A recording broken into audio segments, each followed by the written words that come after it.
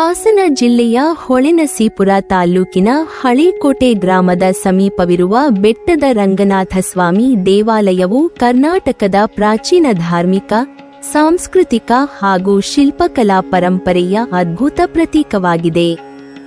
ಸುಮಾರು 500 ರಿಂದ 600 ಅಡಿ ಎತ್ತರದ ಬೆಟ್ಟದ ತುದಿಯಲ್ಲಿ ನೆಲೆಗೊಂಡಿರುವ ಈ ದೇವಾಲಯವು ನೈಸರ್ಗಿಕ ಸೌಂದರ್ಯ, ಆಧ್ಯಾತ್ಮಿಕತೆ, ಇತಿಹಾಸ, ಪುರಾಣ, ವಾಸ್ತುಶಿಲ್ಪ ಮತ್ತು ಭಕ್ತಿಯ ಸಂಗಮವಾಗಿದ್ದು ಸಾವಿರಾರು ಭಕ್ತರಿಗೆ ಮೋಕ್ಷಪ್ರದ ಕ್ಷೇತ್ರವೆಂದು ನಂಬಿಕೆಯಾಗಿದೆ. ಬೆಟ್ಟದ ಮೇಲಿರುವ ಈ ಪವಿತ್ರ ಕ್ಷೇತ್ರವು ದೂರದಿಂದಲೇ ತನ್ನ ವಿಶಿಷ್ಟ ರೂಪದಿಂದ ಗಮನ ಸೆಳೆಯುತ್ತದೆ. ಬೆಟ್ಟದ ಶಿಖರದಿಂದ ಸುತ್ತಮುತ್ತಲಿನ ಹಸಿರು ಹೊಲಗಳು, ಸಣ್ಣ ಗುಡ್ಡಗಳು, ಹಳ್ಳಿಗಳು ಮತ್ತು ಪ್ರಕೃತಿಯ ಸುಂದರ ನೋಟಗಳು ಭಕ್ತರ ಮನಸ್ಸಿಗೆ ಶಾಂತಿ, ನೆಮ್ಮದಿ ಹಾಗೂ ಭಕ್ತಿಭಾವವನ್ನು ಉಂಟುಮಾಡುತ್ತವೆ. ದೇವಾಲಯವು ರೈಲು ಮಾರ್ಗದ ಇನ್ನೊಂದು ಬದಿಯಲ್ಲಿದ್ದು ಹಳೇಕೋಟೆ ಗ್ರಾಮದಿಂದ ಸ್ವಲ್ಪ ದೂರದಲ್ಲಿರುವುದರಿಂದ ಪ್ರಕೃತಿಯ ಮಡಿಲಿನಲ್ಲಿ ನೆಲೆಗೊಂಡಿರುವ ಈ ಕ್ಷೇತ್ರವು ಯಾತ್ರಿಕರಿಗೆ ಆಧ್ಯಾತ್ಮಿಕ ಅನುಭವದ ಜೊತೆಗೆ ನೈಸರ್ಗಿಕ ಸೊಬಗಿನ ಸವಿಯನ್ನು ನೀಡುತ್ತದೆ. ಬೆಟ್ಟವನ್ನು ಏರುತ್ತಾ ಸಾಗುವ ದಾರಿಯಲ್ಲಿ ವಿವಿಧ ರೀತಿಯ ಮರಗಳು, ಪೊದೆಗಳು, ಪಕ್ಷಿಗಳ ಕಲರವ ಮತ್ತು ತಂಪಾದ ಗಾಳಿ ಭಕ್ತರ ಆಯಾಸವನ್ನು ದೂರ ಮಾಡುತ್ತವೆ. ಬೆಟ್ಟದ ಮೇಲಿರುವ ದೇವಾಲಯವನ್ನು ತಲುಪಿದ ನಂತರ ಅಲ್ಲಿನ ಶಾಂತ ವಾತಾವರಣ, ಧಾರ್ಮಿಕ ಗಂಭೀರತೆ ಮತ್ತು ದೈವಿಕ ಅನುಭವ ಪ್ರತಿಯೊಬ್ಬರ ಮನಸ್ಸನ್ನು ಆವರಿಸುತ್ತದೆ. ಈ ದೇವಾಲಯದ ಪ್ರಮುಖ ವೈಶಿಷ್ಟ್ಯವೆಂದರೆ ಇದು ನೈಸರ್ಗಿಕವಾಗಿ ರೂಪುಗೊಂಡಿರುವ ಬೃಹತ್ ಶಿಲೆಗೆ ಹೊಂದಿಕೊಂಡಿರುವ ಗುಹೆಯೊಳಗೆ ನಿರ್ಮಾಣಗೊಂಡಿರುವುದು. ಶಿಲೆ ಮತ್ತು ದೇವಾಲಯ ಒಂದರೊಳಗೆ ಒಂದು ಬೆರೆತು ನಿರ್ಮಿತವಾಗಿರುವುದರಿಂದ ಈ ಕ್ಷೇತ್ರವು ಇತರ ದೇವಾಲಯಗಳಿಗಿಂತ ವಿಭಿನ್ನವಾಗಿ ಕಾಣಿಸುತ್ತದೆ. ದೇವಾಲಯದ ನಿರ್ಮಾಣದಲ್ಲಿ ಹೊಯ್ಸಳರ ಶಿಲ್ಪಕಲೆಯ ಅದ್ಭುತ ಪ್ರಭಾವ ಸ್ಪಷ್ಟವಾಗಿ ಗೋಚರಿಸುತ್ತದೆ. ನಕ್ಷತ್ರಾಕಾರದ ವಿನ್ಯಾಸದಲ್ಲಿ ನಿರ್ಮಿಸಲ್ಪಟ್ಟಿರುವ ದೇವಾಲಯವು ಹೊಯ್ಸಳ ವಾಸ್ತುಶಿಲ್ಪದ ಅಪೂರ್ವ ಮಾದರಿಯಾಗಿದೆ. ಗೋಡೆಗಳು, ಕಂಬಗಳು, ತೋರಣಗಳು ಹಾಗೂ ವಿವಿಧ ಶಿಲ್ಪಗಳಲ್ಲಿ ಸೂಕ್ಷ್ಮ ಕೆತ್ತನೆಗಳು ಕಂಡುಬರುತ್ತವೆ. ಪ್ರತಿಯೊಂದು ಶಿಲ್ಪವೂ ಶಿಲ್ಪಿಗಳ ಕಲಾತ್ಮಕ ಪ್ರತಿಭೆ, ಧಾರ್ಮಿಕ ಭಾವನೆ ಹಾಗೂ ವಾಸ್ತುಜ್ಞಾನವನ್ನು ಪ್ರತಿಬಿಂಬಿಸುತ್ತದೆ. ದೇವಾಲಯದ ಗರ್ಭಗುಡಿಯಲ್ಲಿ ಆದಿಶೇಷನ ಮೇಲೆ ಶಯನ ಮುದ್ರೆಯಲ್ಲಿ ವಿರಾಜಮಾನರಾಗಿರುವ ಶ್ರೀ ರಂಗನಾಥಸ್ವಾಮಿಯ ದಿವ್ಯ ಮೂರ್ತಿಯು ಭಕ್ತರನ್ನು ಆಕರ್ಷಿಸುತ್ತದೆ. ಭಗವಂತನ ಶಾಂತ ಮುಖಮುದ್ರೆ, ಆದಿಶೇಷನ ವಿಸ್ತಾರವಾದ ಫಣಗಳು ಹಾಗೂ ದೈವಿಕ ಕಿರಣಗಳು ಭಕ್ತರ ಮನಸ್ಸಿನಲ್ಲಿ ಭಕ್ತಿ ಮತ್ತು ಭಾವನೆಯನ್ನು ಹೆಚ್ಚಿಸುತ್ತವೆ. ದೇವಾಲಯಕ್ಕೆ 2 ಪ್ರಮುಖ ಪ್ರವೇಶದ್ವಾರಗಳಿವೆ. ಒಂದು ದ್ವಾರದಿಂದ ನೇರವಾಗಿ ಗರ್ಭಗುಡಿಗೆ ಪ್ರವೇಶಿಸಬಹುದಾದರೆ ಮತ್ತೊಂದು ದಾರಿಯು ಮೊದಲು ಶ್ರೀ ಆಂಜನೇಯ ಸ್ವಾಮಿಯ ಮೂರ್ತಿಯ ದರ್ಶನ ಮಾಡಿಸಿ ನಂತರ ಮೊಗಸಾಲೆ ಮೂಲಕ ಮುಖ್ಯ ದೇವಾಲಯಕ್ಕೆ ಕರೆದೊಯ್ಯುತ್ತದೆ. ಈ ವ್ಯವಸ್ಥೆಯು ಭಕ್ತರಲ್ಲಿ ಶ್ರೀರಾಮ ಮತ್ತು ಶ್ರೀರಂಗನಾಥರ ಆರಾಧನೆಯ ಸಮನ್ವಯವನ್ನು ಪ್ರತಿಬಿಂಬಿಸುತ್ತದೆ. ದೇವಾಲಯದ ಸುತ್ತಲೂ ವಿಶಾಲವಾದ ಪ್ರಾಕಾರವಿದ್ದು ಅಲ್ಲಿಂದ ಸುತ್ತಮುತ್ತಲಿನ ಗ್ರಾಮಗಳ ಸುಂದರ ನೋಟವನ್ನು ಕಾಣಬಹುದು. ಬೆಟ್ಟದ ಸಾತೇನಹಳ್ಳಿ ಸೇರಿದಂತೆ ಸುತ್ತಲಿನ ಅನೇಕ ಗ್ರಾಮಗಳು, ಹಸಿರು ಕೃಷಿ ಭೂಮಿಗಳು, ಕೆರೆಗಳು ಹಾಗೂ ಪ್ರಕೃತಿಯ ಮನಮೋಹಕ ದೃಶ್ಯಗಳು ದೇವಾಲಯದ ಸೌಂದರ್ಯವನ್ನು ಇನ್ನಷ್ಟು ಹೆಚ್ಚಿಸುತ್ತವೆ. ಈ ದೇವಾಲಯದಲ್ಲಿ ವೈಖಾನಸ ಆಗಮ ಪದ್ಧತಿಯ ಪ್ರಕಾರ ನಿತ್ಯ ಪೂಜೆಗಳು, ಅಭಿಷೇಕಗಳು, ಅಲಂಕಾರಗಳು ಹಾಗೂ ಧಾರ್ಮಿಕ ವಿಧಿವಿಧಾನಗಳನ್ನು ಅತ್ಯಂತ ಶ್ರದ್ಧೆಯಿಂದ ನೆರವೇರಿಸಲಾಗುತ್ತದೆ. ವೈಖಾನಸ ಆಗಮವು ವೈಷ್ಣವ ದೇವಾಲಯಗಳಲ್ಲಿ ಅನುಸರಿಸಲಾಗುವ ಅತ್ಯಂತ ಪ್ರಾಚೀನ ಮತ್ತು ಪವಿತ್ರ ಪೂಜಾ ವಿಧಾನಗಳಲ್ಲಿ ಒಂದಾಗಿದೆ.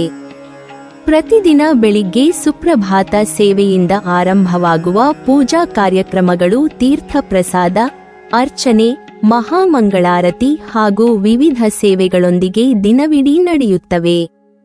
ದೇವಾಲಯದಲ್ಲಿ ವಿಶೇಷ ಹಬ್ಬಗಳ ಸಂದರ್ಭದಲ್ಲಿ ಭಕ್ತರ ಸಂಖ್ಯೆ ಸಾವಿರಾರು ದಾಟುತ್ತದೆ. ವಿಶೇಷವಾಗಿ ಮೇಘ ಮಾಸದಲ್ಲಿ ಪುಷ್ಯ ನಕ್ಷತ್ರದಂದು ಅಂದರೆ ಪೌರ್ಣಿಮೆಯ ಹಿಂದಿನ ತ್ರಯೋದಶಿ ಹಾಗೂ ಚತುರ್ದಶಿ ತಿಥಿಗಳಲ್ಲಿ ನಡೆಯುವ ಶ್ರೀರಂಗನಾಥ ಸ್ವಾಮಿಯ ರಥೋತ್ಸವವು ಈ ಕ್ಷೇತ್ರದ ಅತ್ಯಂತ ಪ್ರಮುಖ ಧಾರ್ಮಿಕ ಉತ್ಸವವಾಗಿದೆ. ಈ ರಥೋತ್ಸವದ ಅಂಗವಾಗಿ ಸುಮಾರು 15 ದಿನಗಳ ಕಾಲ ವೈಭವಯುತ ಜಾತ್ರೆ ನಡೆಯುತ್ತದೆ. ಕರ್ನಾಟಕದ ವಿವಿಧ ಜಿಲ್ಲೆಗಳ ಜೊತೆಗೆ ನೆರೆಯ ರಾಜ್ಯಗಳಿಂದಲೂ ಸಾವಿರಾರು ಭಕ್ತರು ಈ ಜಾತ್ರೆಯಲ್ಲಿ ಭಾಗವಹಿಸುತ್ತಾರೆ. ರಥೋತ್ಸವದ ಸಂದರ್ಭದಲ್ಲಿ ದೇವಾಲಯವನ್ನು ವಿದ್ಯುತ್ ದೀಪಗಳಿಂದ ಹಾಗೂ ಹೂವಿನ ಅಲಂಕಾರಗಳಿಂದ ಸಿಂಗಾರ ಮಾಡಲಾಗುತ್ತದೆ. ವಿವಿಧ ಧಾರ್ಮಿಕ ಕಾರ್ಯಕ್ರಮಗಳು, ಭಜನೆ, ಕೀರ್ತನೆ, ಹರಿಕಥೆ, ವೇದಪಾರಾಯಣ, ಸಾಂಸ್ಕೃತಿಕ ಕಾರ್ಯಕ್ರಮಗಳು ಹಾಗೂ ಅನ್ನಸಂತರ್ಪಣೆ ನಡೆಯುತ್ತವೆ. ಜಾತ್ರೆಯ ಸಂದರ್ಭದಲ್ಲಿ ಸ್ಥಳೀಯ ವ್ಯಾಪಾರಿಗಳು ವಿವಿಧ ವಸ್ತುಗಳ ಮಳಿಗೆಗಳನ್ನು ತೆರೆಯುತ್ತಾರೆ. ಗ್ರಾಮೀಣ ಕಲೆ, ಕೈಗಾರಿಕೆ, ಆಟಿಕೆಗಳು, ಪೂಜಾ ಸಾಮಗ್ರಿಗಳು, ಸಿಹಿ ತಿಂಡಿಗಳು ಹಾಗೂ ಕೃಷಿ ಉತ್ಪನ್ನಗಳ ಮಾರಾಟವೂ ನಡೆಯುತ್ತದೆ. ಈ ಜಾತ್ರೆಯು ಕೇವಲ ಧಾರ್ಮಿಕ ಕಾರ್ಯಕ್ರಮವಲ್ಲದೆ ಗ್ರಾಮೀಣ ಆರ್ಥಿಕತೆ ಮತ್ತು ಜನಪದ ಸಂಸ್ಕೃತಿಗೆ ಜೀವ ತುಂಬುವ ಉತ್ಸವವಾಗಿದೆ. ಬೆಟ್ಟದ ರಂಗನಾಥ ಸ್ವಾಮಿ ದೇವಾಲಯವು ಹರಿಹರರ ಅಭಿನ್ನತೆಯನ್ನು ಸಾರುವ ಮಹತ್ವದ ಕ್ಷೇತ್ರವೆಂದು ಪರಿಗಣಿಸಲಾಗಿದೆ. ಇಲ್ಲಿ ವೈಷ್ಣವ ಮತ್ತು ಶೈವ ಸಂಪ್ರದಾಯಗಳ ನಡುವೆ ಯಾವುದೇ ಭೇದ ಭಾವವಿಲ್ಲದೆ ಪರಸ್ಪರ ಗೌರವದಿಂದ ಪೂಜೆ ಸಲ್ಲಿಸಲಾಗುತ್ತದೆ. ಕ್ರಿ. ಶ. 13 ಮತ್ತು 14ನೇ ಶತಮಾನಗಳಿಂದಲೇ ಈ ಕ್ಷೇತ್ರವು ಹರಿಹರರ ಏಕತೆಯ ಸಂಕೇತವಾಗಿ ಪ್ರಸಿದ್ಧಿಯಲ್ಲಿದೆ. ಹೊಯ್ಸಳರು ಹಾಗೂ ವಿಜಯನಗರ ಸಾಮ್ರಾಜ್ಯದ ಅರಸರು ಧಾರ್ಮಿಕ ಸಾಮರಸ್ಯಕ್ಕೆ ಹೆಚ್ಚಿನ ಪ್ರೋತ್ಸಾಹ ನೀಡಿದ್ದರು. ತಮ್ಮ ಆಡಳಿತಾವಧಿಯಲ್ಲಿ ವಿವಿಧ ಮತಗಳ ಹಾಗೂ ಜಾತಿಗಳ ನಡುವೆ ಉಂಟಾಗುತ್ತಿದ್ದ ಭಿನ್ನಾಭಿಪ್ರಾಯಗಳನ್ನು ನಿವಾರಿಸಲು ಪ್ರಯತ್ನಿಸಿದ್ದರು. ವಿಶೇಷವಾಗಿ ವಿಜಯನಗರ ಸಾಮ್ರಾಜ್ಯದ ಸಂಸ್ಥಾಪಕರಲ್ಲಿ ಒಬ್ಬರಾದ ಬುಕ್ಕರಾಯರು ತಮ್ಮ ರಾಜ್ಯದಲ್ಲಿದ್ದ ಜೈನರು ಮತ್ತು ವೈಷ್ಣವರ ನಡುವಿನ ವಿವಾದಗಳನ್ನು ಶಮನಗೊಳಿಸಿ ಪರಸ್ಪರ ಸೌಹಾರ್ದದಿಂದ ಬದುಕುವಂತೆ ಪ್ರೇರೇಪಿಸಿದ್ದರು. ಈ ಧಾರ್ಮಿಕ ಸಾಮರಸ್ಯದ ಸಂದೇಶವೇ ಈ ದೇವಾಲಯದಲ್ಲಿಯೂ ಪ್ರತಿಫಲಿಸುತ್ತದೆ.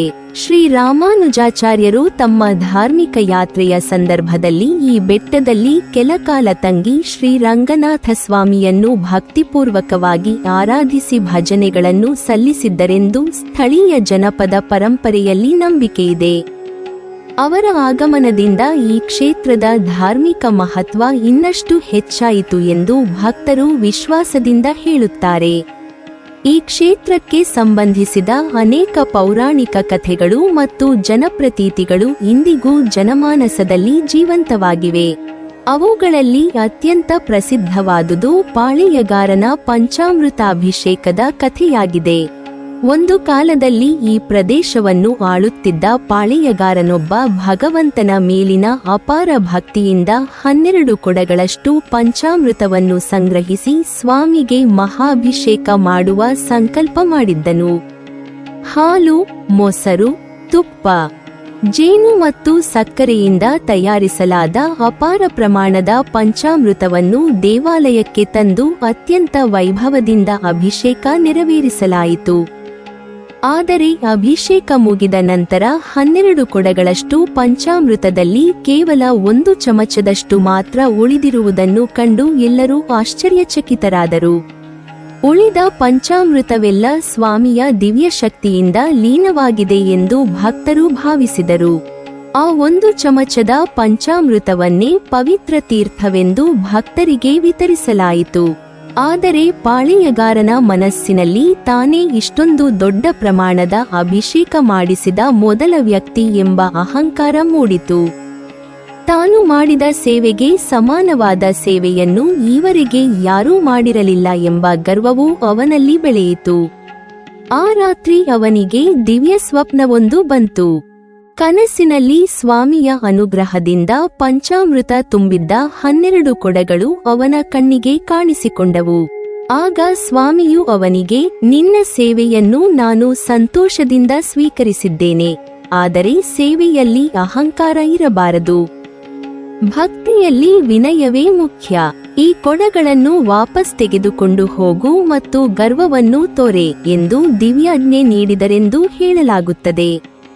ಮರುದಿನ ಬೆಳಿಗ್ಗೆ ಪಾಳೆಯಗಾರನು ದೇವಾಲಯಕ್ಕೆ ಬಂದು ತನ್ನ ತಪ್ಪಿಗೆ ಕ್ಷಮೆಯಾಚಿಸಿ ವಿನಯದಿಂದ ಪ್ರಾಯಶ್ಚಿತ್ತ ಮಾಡಿಕೊಂಡು ಭಕ್ತಿಯಿಂದ ಸ್ವಾಮಿಯ ಸೇವೆಯನ್ನು ಮುಂದುವರಿಸಿದನೆಂದು ಸ್ಥಳೀಯರು ನಂಬುತ್ತಾರೆ.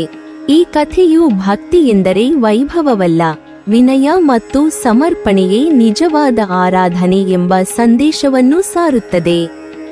ಇಂದಿಗೂ ಈ ದೇವಾಲಯಕ್ಕೆ ಬರುವ ಸಾವಿರಾರು ಭಕ್ತರು ತಮ್ಮ ಕಷ್ಟ ಕಾರ್ಪಣ್ಯಗಳನ್ನು ಸ್ವಾಮಿಯ ಸನ್ನಿಧಿಯಲ್ಲಿ ನಿವೇದಿಸಿ ಆಶೀರ್ವಾದ ಪಡೆಯುತ್ತಾರೆ. ಆರೋಗ್ಯ, ಐಶ್ವರ್ಯ, ಸಂತಾನ, ವಿದ್ಯಾಭ್ಯಾಸ, ಉದ್ಯೋಗ, ವಿವಾಹ ಹಾಗೂ ಕುಟುಂಬದ ಸುಖ ಶಾಂತಿಗಾಗಿ ವಿಶೇಷ ಹರಕೆಗಳನ್ನು ಹೊತ್ತು ಬರುವ ಭಕ್ತರು ತಮ್ಮ ಮನೋಭಿಲಾಷೆಗಳು ನೆರವೇರಿದ ನಂತರ ಅಭಿಷೇಕ, ತುಲಾಭಾರ, ಅನ್ನದಾನ, ವಿಶೇಷ ಪೂಜೆ, ರಥಸೇವೆ ಹಾಗೂ ಇತರ ಧಾರ್ಮಿಕ ಸೇವೆಗಳನ್ನು ಸಲ್ಲಿಸುತ್ತಾರೆ. ಬೆಟ್ಟದ ರಂಗನಾಥ ಸ್ವಾಮಿ ದೇವಾಲಯವು ಕೇವಲ ಒಂದು ಧಾರ್ಮಿಕ ಕ್ಷೇತ್ರವಲ್ಲ, ಇದು ಕರ್ನಾಟಕದ ಇತಿಹಾಸ, ವಾಸ್ತುಶಿಲ್ಪ, ಜನಪದ ನಂಬಿಕೆ, ಧಾರ್ಮಿಕ ಸಾಮರಸ್ಯ, ಸಾಂಸ್ಕೃತಿಕ ಪರಂಪರೆ ಹಾಗೂ ಭಕ್ತಿಭಾವದ ಅಮೂಲ್ಯ ಪರಂಪರೆಯನ್ನು ಇಂದಿಗೂ ಜೀವಂತವಾಗಿಟ್ಟಿರುವ ಪವಿತ್ರ ತಾಣವಾಗಿದೆ. ಪ್ರಕೃತಿಯ ಮಡಿಲಿನಲ್ಲಿ ನೆಲೆಗೊಂಡಿರುವ ಈ ಕ್ಷೇತ್ರವು ಭಕ್ತರಿಗೆ ಆಧ್ಯಾತ್ಮಿಕ ನೆಮ್ಮದಿಯನ್ನು ನೀಡುವುದರ ಜೊತೆಗೆ ನಮ್ಮ ಪೂರ್ವಜರ ಶಿಲ್ಪಕಲೆ, ಧಾರ್ಮಿಕ ಸಂಸ್ಕೃತಿ ಮತ್ತು ಮಾನವೀಯ ಮೌಲ್ಯಗಳನ್ನು ಪರಿಚಯಿಸುವ ಅಮೂಲ್ಯ ಪರಂಪರೆಯಾಗಿದೆ. ಆದ್ದರಿಂದ ಬೆಟ್ಟದ ರಂಗನಾಥ ಸ್ವಾಮಿ ದೇವಾಲಯವು ಕರ್ನಾಟಕದ ಪ್ರಸಿದ್ಧ ಯಾತ್ರಾ ಸ್ಥಳಗಳಲ್ಲಿ ಒಂದಾಗಿ ಭಕ್ತರು, ಇತಿಹಾಸಕಾರರು, ಶಿಲ್ಪಕಲಾ ಅಧ್ಯಯನಕಾರರು ಹಾಗೂ ಪ್ರವಾಸಿಗರನ್ನು ಸಮಾನವಾಗಿ ಆಕರ್ಷಿಸುತ್ತಿರುವ ಮಹತ್ವದ ಸಾಂಸ್ಕೃತಿಕ ಮತ್ತು ಆಧ್ಯಾತ್ಮಿಕ ಕೇಂದ್ರವಾಗಿದೆ. ನೀವಿನ್ನೂ ನಮ್ಮ ಚಾನೆಲ್ ಅನ್ನು ಸಬ್ಸ್ಕ್ರೈಬ್ ಮಾಡಿಲ್ವಾ? ಹಾಗಾದರೆ ಈ ಕೂಡಲೇ ನಮ್ಮ ಇತಿಹಾಸ ದರ್ಶನ ಚಾನೆಲ್ ಅನ್ನು ಸಬ್ಸ್ಕ್ರೈಬ್ ಮಾಡಿ ಮತ್ತು ಪಕ್ಕದಲ್ಲಿರುವ ಬೆಲ್ ಐಕಾನ್ ಅನ್ನು ಪ್ರೆಸ್ ಮಾಡಿದರೆ ನಮ್ಮ ಹೊಸ ವಿಡಿಯೋಗಳನ್ನು ನೋಡಬಹುದು.